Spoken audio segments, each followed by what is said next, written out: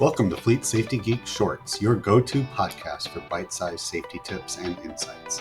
In this series, we'll dive into a variety of topics related to fleet safety, from driver training and vehicle maintenance to crash prevention and compliance. Whether you're a fleet manager, driver, or a safety professional, these short episodes are designed to provide you with actionable information that you can implement immediately. So tune in and let's make our roads safer together. Hey, Bob. Hey, Phil, how you doing? I'm wonderful. Man, I'll tell you what, this is amazing. We have two podcasts and we're wearing the same clothes. That's incredible. Let's not get into that. People, we shower. Seriously, we do. We're very hygienic. Yeah, so we're doing some a new series, just trying to get quick information out there and doing some podcast shorts. So we're recording multiple episodes back to back. And yes, we're wearing the same clothes if you're watching this on the video podcast on YouTube. If you're just listening in, that made no sense to you. So we're doing safety shorts, and guess what, Bob? I'm wearing shorts. So I was thinking about wearing shorts. Huh? That's not bad. Okay, I'm being a little weird here, but that's me. All good. I love it. That's great. But yeah, if we're gonna do some safety shorts, one of them, defensive driving. I think you have some good topics to talk about with defensive driving. Don't know anything about it. Nothing. Okay. Just get away from everybody. Go as fast as you can. Just put bumpers on all around your car and just stay away from everybody. Now, so it's about awareness, right? I mean, so driving safely is about awareness. I mean, and I'll say to people, have you ever driven somewhere, you get to where you're going, you get out of the vehicle and you can't remember one thing about the drive?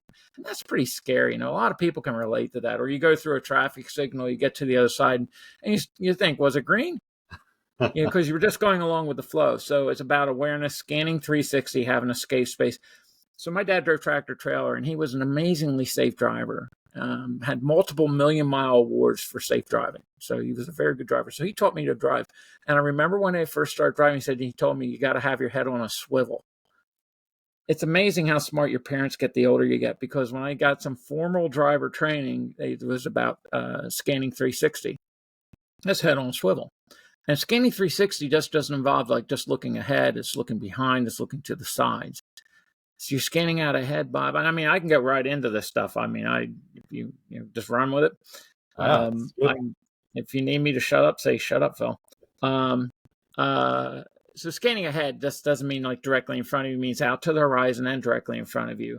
That way, then you can see things happening before you get to it. And you might be able to even warn the person behind you by giving them a little brake light, flashing the brake light at them and saying, hey, put down your McDonald's, hang up the phone, don't hit me. You got a bright red warning light on the back of your vehicle. It's called the brake light. Use it. So if you see a brake light going like maybe 8-9 cars ahead of you, that would be a good time to alert the person behind you that they're slowing down. It could save you from being the victim of a rear-end collision, right? Scanning to the sides. Don't just get like tunnel vision. If you're driving on the highway, you got to scan all lanes, scan the ramps, things like that. Don't look just in the lane that you're traveling in. You got to scan all lanes and ramps and things like that. Down a residential street, you want to go, house to house, notice things house to house. I avoided a child once because I saw a screen door open and close. I didn't see the kid come out because there was a hedgerow blocking my view.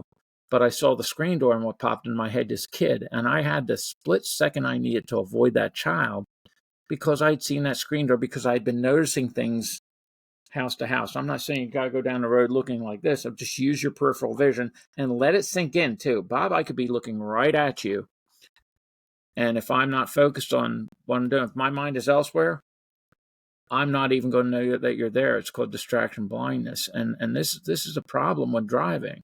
So you have to scan, let it register, be aware of it. And the last area you need to scan is obviously to the rear. And you need to check your mirrors every 5 to 7 seconds. And that might sound like a lot to people. It's not. I mean, if you ever have a car go by, you go, whoa, where'd that guy come from? He's been coming up on you for a while. You haven't noticed it. Okay. So if you're checking your mirrors again, and guess what? That doesn't just mean when you're moving down the road. When you're stopped, also, you're stopped at an intersection, you're stopped in traffic, you got to keep a check on your mirrors, man. Just because you're stopped doesn't mean you're not driving. It just means you're stopped. Yeah. Okay. So you got to check your mirrors on a continuous basis also, and then leave yourself escape space. You have 3 escapes when you're moving down the road: to the front, to the sides, and to the right and to the left. Okay. So you want to leave as many of those open as possible, because if you get boxed in and something's happening, you're just going to be a crash victim. You stop behind another vehicle, you should be able to see their rear tires touching the road. When you're, and here's one: don't begin a pass until you can complete the pass. In other words, so like you're following you're passing a truck, and then the guy in front of you slows down and hangs you next to the truck. That's always fun, you know.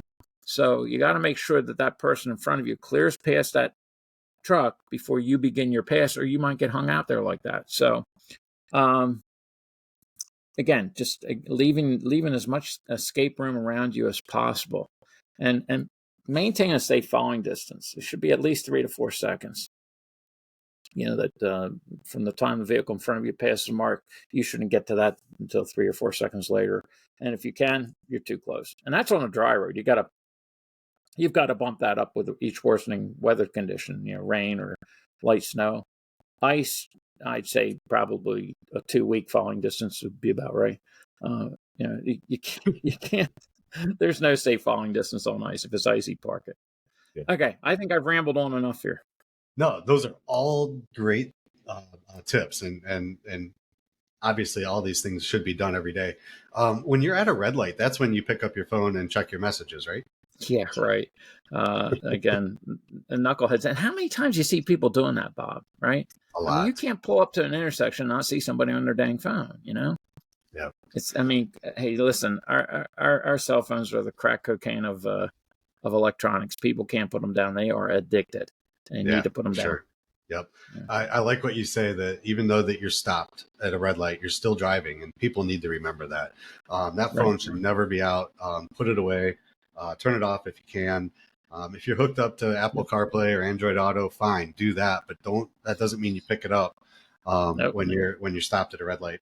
So you know this, but I've been teaching my daughter how to drive, and my son's right behind her. I'm about to teach him.